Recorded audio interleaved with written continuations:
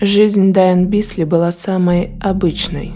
Она жила в доме с мужем, ходила на работу в офис, созванивалась со своей взрослой дочерью, по вечерам спешила домой. Дайан Бисли была счастлива в своей обычной жизни. Однажды к ней на работу пришли агенты ФБР. Дайан Бисли – мать-одиночка из Эскондидо, штат Калифорния. В течение 3 последних лет она была в разводе, но ее вполне устраивала ее спокойная жизнь с дочерью. Она не искала новых отношений. Дайан работала офисным клерком. В 1998 году ее знакомый сказал, что у него есть 47-летний друг по имени Джон Смит, который тоже пережил развод. По его мнению, они стали бы идеальной парой. Джон продавал машины с пробегом. Дайан встретилась с Джоном. Их первое свидание в начале лета прошло в ресторане с видом на побережье. И женщина тогда подумала, что готова встретиться с ним еще раз. На втором свидании Джон рассказал Дайан, что до этого был женат дважды. Его первая жена – это возлюбленная с юношества Дженнис Хартман. Они поженились в 1970 году, сразу после окончания школы в возрасте 19 лет. Мужчина сказал, что он был убит горем, когда она развелась с ним в ноябре 1974 года, после всего 4 лет брака. Много лет спустя, в 1990 году, Джон встретил вторую жену, Бетти Френ Гледен. После бурного романа, продолжавшегося всего несколько месяцев, они поженились. Бетти умерла от рака в 1991 году. Джон снова остался опустошенным. Большое фото в рамке второй жены висело в гостиной. Уход второй жены был настолько быстрым и трагичным, что Дайан с пониманием и теплотой относилась к этому. Джон был настоящим джентльменом. Всегда опрятный, внимательный, корректный до мелочи, он никогда не выходил из себя. Спокойствие и легкая улыбка – его постоянное состояние. Заботливый и щедрый, он не полюбился сразу, но через несколько встреч Дайан стала чувствовать к нему привязанность. Она же в ответ видела, что Джон смотрит на нее с глубоким чувством. Ей это нравилось. Из последующих встреч Дайан узнала, что Джон вырос в Огайо. Он воспитывался со своим братом, в основном бабушкой и дедушкой. Джон и Дайан в детстве играли в одинаковые игры, болели за одни и те же спортивные команды, обожали одну и ту же музыку. Джон был ее родственной душой. Они вскоре съехались и стали жить вместе в его большом двухэтажном доме. И все складывалось идеально, кроме одного. Саммер, единственная дочь Дайан, не хотела, чтобы Джон и мама были вместе. Но вскоре она вынуждена была смириться с тем, что новый возлюбленный мамы станет ее отчимом. Через 3 месяца со дня знакомства Джон сделал Дайан предложение. В тот вечер Дайан сказала Джону, что он ей нравится, но это еще не любовь. Она не исключает, что полюбит его со временем. Он ответил, что значит это случится после свадьбы. Он сказал также, что любит ее, и все у них будет замечательно. Она обязательно полюбит его тоже. Он хотел жениться, и Дайан решила принять его предложение вступить в брак. В теплый осенний вечер 4 сентября, за день до свадьбы, в доме Джона должна была состояться холостяцкая вечеринка «Мальчишник». Дайан решила уйти в гостевой домик, расположенный на придомовой территории, чтобы не мешать будущему мужу и его друзьям. К ней в дверь постучался один из друзей Джона, по совместительству его коллега. Он сказал, что Джон сидит в своей комнате за компьютером и не выходит к ним. Друг попросил, чтобы Дайан поговорила с ним и посодействовала тому, чтобы он спустился к друзьям. Дайан поднялась наверх и зашла в его комнату. Она застала Джона за компьютером. Он был чем-то обеспокоен и тут же выключил монитор. Дайан спросила его, что он здесь делает, когда все его друзья ждут внизу. Он сказал, что ему надо срочно заказать редкие запчасти на работу для одной недавно появившейся машины. Он сообщил, что как раз все закончил, выключил компьютер и проследовал за Дайан вниз по лестнице к друзьям. 5 сентября 1998 года состоялась свадьба Джона Смита и Дайан Бисли. Он был в классическом костюме тройки, а Дайан в синем шелковом платье. Гостей было немного, но свадьба была организована со вкусом. Дорогое шампанское, устрицы, бифштекс из вырезки, белый сливочный торт ждали гостей. На праздновании Джон сделал жене свадебный подарок – шикарную красную Феррари. После свадьбы жизнь Дайан продолжала быть счастливой. На выходные вдвоем Дайан и Джон улетали в разные страны. Они вместе были в Италии и во Франции. И Джон оказался прав, когда говорил, что Дайан полюбит его после свадьбы. Дайан на тот момент даже предположить не могла, что за их идеальной, казалось бы, жизнью кто-то наблюдает. За ними следили, когда они были дома, проводя вечера за просмотром ток-шоу. За ними следовали в поездках по выходным. За ними шли даже тогда, когда они покупали продукты в магазине. За их жизнью подглядывали постоянно. Утро 5 мая 1999 года Дайан и Джон встретили вместе за завтраком, а потом разъехались каждый по своим делам. Дайан приехала к себе в офис. От рутинной работы ее отвлекло нечто, что она совсем не ожидала. В дверь небольшой светлой комнаты, в которой находилась Дайан, кто-то постучал, и сразу после стука вошли несколько агентов ФБР. Они поздоровались и спросили, знает ли Дайан Джона Смита. Она ответила: «Да, конечно, это мой муж». Они попросили женщину проследовать за ними. Ее увезли на допрос. Первое, что она услышала от ФБРовцев, это то, что Джон ей изменяет. У него есть любовница из Нью-Гэмпшира. Они показали Дайан открытку, подписанную рукой Джона, в которой он признавался другой женщине в любви. Они сказали также, что уже не впервые он посылает ей цветы. Он часто переписывался с ней по электронной почте. Их связь началась еще до брака Дайан с Джоном и продолжалась до сих пор. Вся ситуация была настораживающе странной, ведь о любовнице Дайан сообщали агенты ФБР. Какое может быть дело до этого?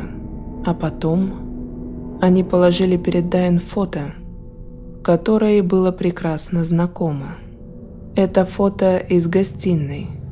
Это фото второй жены Джона, которая скончалась от рака. Так думала Дайан, но это была ложь.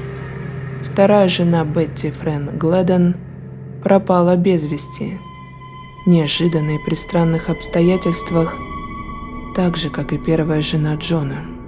Несколько лет спустя полицейский Роберт Хиланд, который работал в отделе полиции Нью-Джерси, стал агентом ФБР.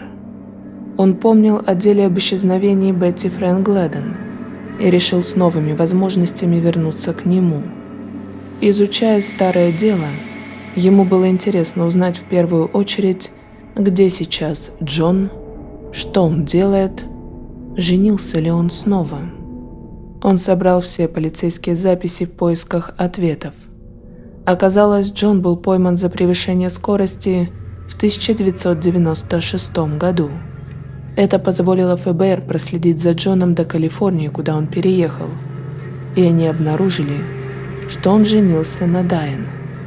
ФБР почти сразу после свадьбы Дайан и Джона еще в 1998 году перешло в режим повышенной готовности и установило слежку за Джоном для сбора доказательств.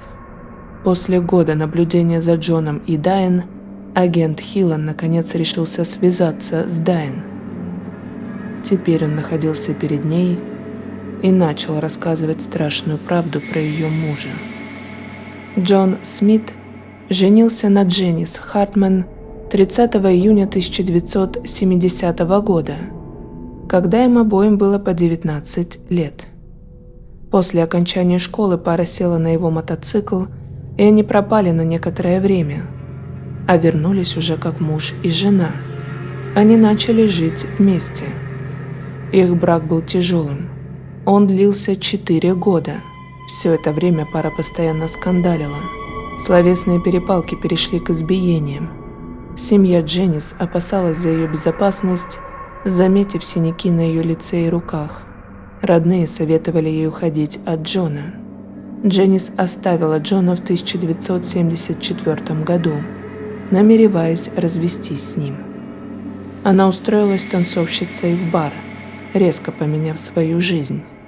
17 ноября 1974 года, через 3 дня после развода, Дженнис исчезла. Через 2 дня Джон объявил бывшую жену пропавшей без вести. Дженнис в последнее время вела сомнительный образ жизни. Многие до этих событий видели ее с разными мужчинами в разных местах около полуночи. Полиции не удалось найти никаких зацепок, и расследование остановилось, списав все на то, что Дженнис уехала от старой жизни с незнакомцем. Вторая жена не болела раком. В 1990 году Джон переехал в Найсвилл, штат Флорида, и повстречал Бетти Френ Гледен. Они познакомились, работая в одной компании по разработке программного обеспечения. Бетти, или как ее называл Джон, Френ, была старше его на 10 лет. Она была более общительной и компанейской. Джон не сказал Бетти, что ранее был женат. Через 3 месяца он сделал ей предложение, и она согласилась. После свадьбы пара переехала жить в Восточный Виндзор, штат Нью-Джерси. Живя вместе с Джоном, Бетти столкнулась с тем, что он мог уйти из дома на несколько дней. Он делал так несколько раз. Бетти сначала закатывала скандалы, а потом перестала обращать внимание и жила с ним так, будто ничего не происходило. Куда он уходил и зачем, оставалось загадкой. В этом браке Джон также проявлял свою вспыльчивость, он терял контроль даже из-за незначительных вещей. Отчасти по этой причине Бетти перестала реагировать на его уходы. Она обсуждала с дочерью по телефону, что хочет оставить мужа. Летом 1991 года Бетти упала на мокрые плитки и сломала бедро. Она испытывала мучительную боль и была прикована к кровати, полностью завися от мужа. В сентябре 1991 года Бетти исчезла. Джон якобы зашел в дом, и его жены, которая не могла ходить, там не было. Она оставила записку со следующим содержанием: «Покорми рыбок, я вернусь через несколько дней. Целую, Френ». Через 2 дня дочь Бетти позвонила домой Джону и ее матери. Она беспокоилась, что мама давно не связывалась с ней. Прикованная к постели, Бетти скучала и бывало по несколько раз в день звонила дочери. Но в последние дни от нее не было ни единого звонка, и дочь волновалась. Джон ответил, что Бетти дома нет. Он сказал: «Я думал, что она у тебя». Дочь Бетти сказала, чтобы он немедленно обратился в полицию с заявлением о пропаже жены. Сама же дочь Бетти жила в другом штате. Вся одежда Бетти и необходимые для повседневной жизни вещи остались дома. Ее машина стояла в гараже. Удивительно, но даже после таинственной пропажи второй жены, которая не могла ходить, полиция ничего не сделала. У них не было доказательств или улик, но и искать их они будто не хотели. Джону никогда не предъявлялись обвинения в связи с исчезновением одной из его жен. А вскоре Джон и совсем потерялся с радаров местной полиции, переехав в Калифорнию, где женился в 3-й раз в 1998 году на Дайн. На любую просьбу Джон всегда говорил Дайн: «Все, что ты хочешь, детка». Он был для нее самым добрым, самым понимающим, участвующим, ответственным. Он находился с ней рядом, когда ей было плохо, а теперь ей говорят, что ее муж – серийный убийца. Она не верила ни единому слову агентов ФБР. Прежде чем отпустить Дайан, агент Хилан сказал ей: «Будьте осторожны. Ваш муж очень опасен». Дайан вернулась на работу, зашла в свой кабинет и села за стол. Все вокруг было как обычно. В офисе все занимались своими делами. Для них ничего не произошло, а для Дайан все изменилось. Растерянная, она решила позвонить мужу. Джон сказал, что все это ложь. Его бизнес сейчас на подъеме, он хорошо зарабатывает, и это не дает покоя его конкурентам. Все это заказ на него. Его хотят оговорить, подставить. Дайан позвонила дочери Саммер и рассказала, что случилось с ней. Саммер сказала, что хочет услышать историю Джона от него лично. ФБР не удалось убедить Дайан, и она вместе с Саммер отправились домой к Джону. Джон был так красноречив и многословен, описывая детали того, как он видит эту ситуацию. Дайан никогда не видела ничего плохого в муже и не могла поверить, что он когда-то мог сорваться на жену, ведь с ней такого не было. Даже Саммер, не любившая отчима, поверила ему. В это время агенты ФБР продолжали свою работу, подбираясь к Джону. Они общались с родственниками его жен, с его друзьями, коллегами и родными. Их ждала невероятная история от брата Джона из Огайо. Майкл, брат Джона, рассказал о том, что тревожило его многие годы. В 1974 году, в выходные в честь Дня Благодарения, Майкл и Джон были в доме, в котором выросли. Майкл смотрел футбольный матч с дедушкой, пока Джон что-то мастерил в гараже. Джон делал деревянный ящик. Майкл подошел к нему и спросил, зачем он это делает. Джон ответил, что делает ящик для вещей Дженнис, чтобы хранить их в нем. Дженнис пропала, и никто не знал, где она. Рядом с Джоном лежала куча одежды Дженнис. Джон начал складывать одежду в ящик при Майкле. Он сказал: «Оставь меня». И Майкл вышел из гаража, вернулся в дом и продолжил смотреть футбол. Этот грубый деревянный ящик был задвинут под стеллаж и оставался целых 5 лет в этом гараже. Через 5 лет, в 1979 году, дедушка Джона и Майкл прибирались в гараже. Майкл решил вскрыть ящик. Одежда потускнела. Из него пахло плесенью. Майкл начал доставать одну вещь за другой, пока не увидел мумифицированное лицо Дженнис, первой жены Джона. Ее ноги были отрезаны от колен, чтобы тело смогло уместиться в ящик. Майкл позвонил Джону. Тот находился в 500 километрах от дома дедушки в Индиане, но Майкл потребовал, чтобы Джон приехал. В этот же вечер Джон приехал. Он рассказал Майклу, что Дженни связалась с наркодилерами на своей работе. Они убили ее и подкинули тело ему. Его хотели подставить и замести свои следы. Он ни в чем не виноват. Ему пришлось спрятать Дженнис. После Джон взял ящик, засунул его в багажник своего «Шевроле Корвета», сел в машину, хлопнул дверью и уехал. Майкл настаивал на том, чтобы вызвать полицию, но дед ударил его кулаком по лицу за то, что он даже подумал о предательстве члена своей семьи. Майкл признался, что все эти годы страдал от чувства вины. Он пристрастился к алкоголю и вместе с дедушкой хранил секрет до этого дня. Теперь он готов на все, чтобы помочь ФБР. Чтобы получить доказательства этой истории, которые нужны были ФБР, Майкл после специального инструктажа позвонил своему брату Джону. ФБР надеялась, что Джон разоблачит себя.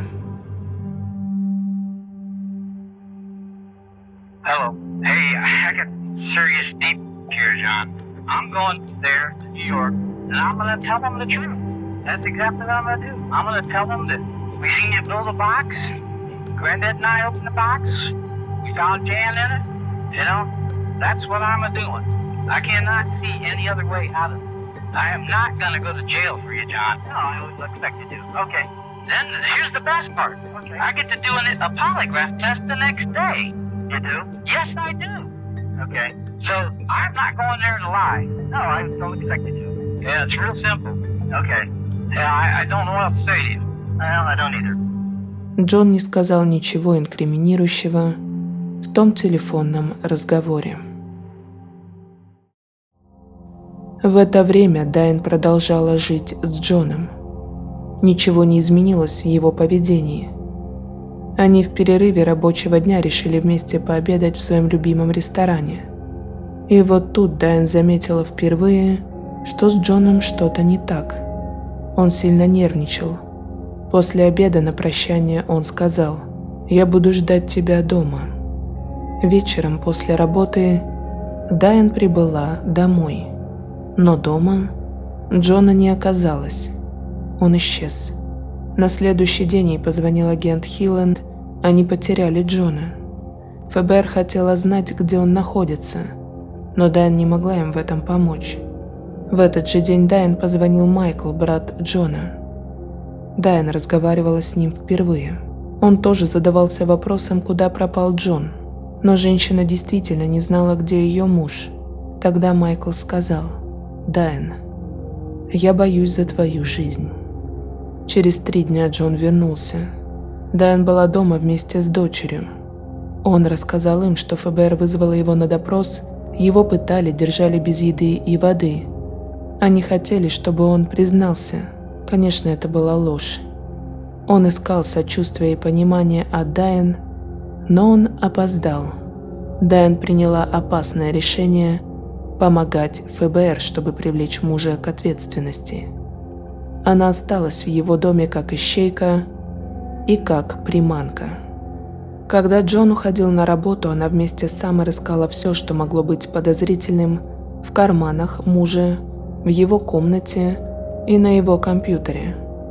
Она должна была проверять каждую полку, каждую щель. ФБР верила, что у Джона мог быть тайник, но ничего женщины найти не смогли. ФБР дало Дайн документы об аннулировании брака. Этот шаг был самым пугающим для нее. Джон убил свою первую жену, когда она развелась с ним. Предположительно, он убил вторую жену, когда она сообщила, что хочет расстаться с ним. Дайн подписала документы, уже внутренне предчувствуя реакцию мужа. Джон получил документы о разводе на работе, и в своем доме он жену не нашел. Дайн вместе с Саммер находились у себя дома. Джон приехал к их дому, дверь была закрыта, и никто ему не отвечал. Тогда он начал выламывать дверь. Дайн и Саммер находились внутри. Женщина тут же позвонила в полицию, которая была заранее предупреждена. Джон выбил дверь ногой, и его вторая натура предстала перед Дайн в полной красе. Он кинулся к ней. В ее голове и в голове Саммер крутился один вопрос: как он меня убьет? И тут Джон увидел Саммер, которая побежала к матери на защиту. Тогда мужчина остановился и тут же изменился в лице. Стал привычным для них Джоном. Он сказал: «Детка, что ты со мной делаешь? Давай поговорим». Дайн ответила: «Сюда едет полиция». Тогда Джон, ничего не сказав, развернулся и просто вышел из дома. Дайн была уверена, что если бы не Саммер, то ее убили бы. На самом деле ФБР следила за домом. Они ждали снаружи, готовые захлопнуть Джона в ловушку. Но ловушка не сработала.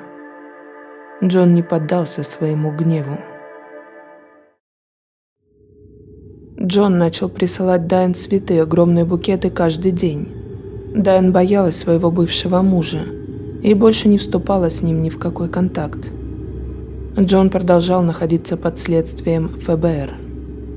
Власти начали массовый поиск местоположения ящика. Вся информация была передана другим полицейским управлениям и в итоге была сопоставлена с ящиком с неопознанными останками, который был найден на обочине на кукурузном поле отдаленного шоссе еще в 1980 году в Индиане. На тот момент Джон как раз жил в штате Индиана. В 1980 году заместитель шерифа Джеффри Бернама из департамента шерифа округа Ньютон в Индиане получил вызов по рации. Его попросили взглянуть на коробку со страшным содержимым. Он приехал и увидел деревянный ящик с человеческими останками. Полиция не смогла идентифицировать тело в то время. В то время не было ДНК-технологии и, соответственно, не было базы данных. Им ничего не оставалось, как похоронить останки в анонимной могиле под именем Джейн Доу. Так называют неопознанных жертв преступлений женского пола. Теперь останки были эксгумированы. На черепе и костях не было обнаружено следов травм, которые могли стать причиной смерти. Патологоанатом считал, что Дженнис была задушена. Стоматологических записей Дженнис Хартман не было. Ноги Дженнис были ампутированы ниже колена после смерти. Судебный антрополог Стив Симс заметил на костях следы от зубцов ручной пилы. Джон Смит отпилил ноги бывшей жене. Фрагмент кости Дженнис был отправлен в лабораторию ФБР в Вашингтоне для анализа митохондриальной ДНК. ДНК Дженнис сравнили с ДНК матери Дженнис, и они совпали. Джон Смит был арестован. Дайан и Саммер наконец почувствовали облегчение. Все, что происходило с ними последнее время, было похоже на триллер, который, наконец, закончился. В июле 2001 года Джон Смит предстал перед судом в Огайо. Саммер и Дайан были вызваны в суд для дачи показаний. Они видели Дженнис молодой и красивой на фотографиях. Видели ее родных. Прошло так много лет, а они горько плакали. Джон Смит был осужден за убийство Дженнис Хартман и приговорен к 15 годам тюремного заключения. В ноябре 2019 года 68-летнему Джону было предъявлено обвинение в убийстве Бетти Френ Гледен, несмотря на то, что ее тело так и не было найдено. Но пока Джон не понес за Бетти никакого наказания. Дайан навещала своего мужа в тюрьме в надежде на признание, но по сей день он продолжает отрицать, что одна из женщин была убита им. Дайан до сих пор не может понять, как ее идеальный муж мог оказаться монстром. Федеральное бюро расследований пытается идентифицировать двух женщин, изображенных на фотографиях, найденных у Джона во время его ареста в 2000 году. Следователи хотели бы установить местонахождение женщин, учитывая историю Джона. Им кажется, что период с 1974 года по 1990 год слишком большой, и в нем могли бы быть и другие жертвы.